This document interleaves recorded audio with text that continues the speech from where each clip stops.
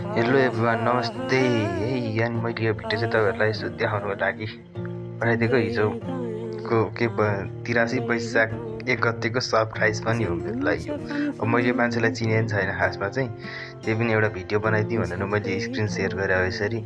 अनि मलाई बोलायो, मैले त्यसपछि सोधिदिएँ चिन्यो भनेर, चिनेन भने होइन गाह्रो पऱ्यो नि त, मैले चिनेकै थिएन। अनि के अरे पुरा एक कुरो माया गर्थे के अब सोनाम शेर्पा अरे नाम भनेपछि मलाई त कस्तो हाँस उठ्यो होइन।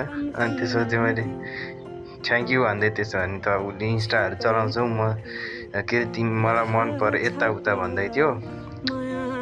ल ठिकै छ नि त भनेर अनि म्यासेज गर्दै गयो, बोल्दै गयो, हेर्दै जानु होला। म्यासेज पनि यस्तै यस्तै गरेको थियो होइन यो मान्छेले म्यासेज। अनि इन्स्टाग्रामहरू मैले चलाउँदिनँ भने त्यसपछि अब के हो नि कुरा गर्दै गएपछि म तिम्रो वान साइड लभ गर्छु रे, चिन्या छ रे। म त अनि मेरो साथीहरूले न पैसा के भनेर मलाई पो हुन्छ नि त प्र्याङ्क पो गरिरह हुन् कि भनेर साथीहरूको नम्बर सोध्छु। साथीहरूको नम्बर त मसँग सेभ थियो, फेरि वाट्सएप नम्बर कसले दियो पनि थाहा आएन, के गरिदियो पनि थाहा आएन। त्यो मान्छेले यसरी म्यासेज गरिरहेको थियो। मैले यो भिडियो बनाउनुको मेन रिजन भनेकै तपाईँहरू पनि यसरी नै म्यासेज आउला होइन, यस्तो प्रस्ताव राख्ला, अनि स्क्याम पनि हुनसक्छ नि त।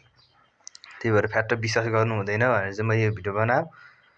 रिजेक्ट हान्दा गरेर मैले त्यही नि घर मेरो त बुढी छ, मेरो बिहे भइसक्यो, छोरा पनि छ भन्दासम्म यो मान्छेले नपत्याएर म वान साइडेड लभ गर्छु तिमीलाई रे के। अब म के भन्नु यसलाई, मैले केही भनिनँ।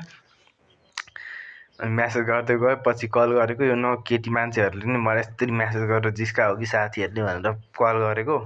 लास्टमा रहन्छ केटै रहेछ।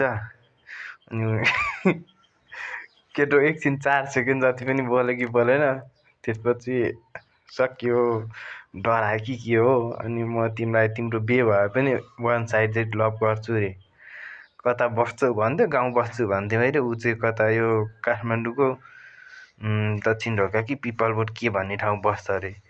मलाई कहाँ देख्यो भने काठमाडौँ म एक केटिएम नै आएन भनिदिएँ मैले। फेरि 2-3 ताल सिकाएँ, त्यही नि आएको छैन भनिदिएको। मलाई केटिएममा देखायो अरे। अब नम्बर कहाँबाट पायो, स्क्याम हुनसक्छ। भिडियो बनाउनुको मेन रिजन भनेको स्क्यामबाट जोगिनु, यसरी नै आउला होइन, वान साइड नै होस् भनिरहेको छ। अनि मैले त्यसपछि कल गरेँ।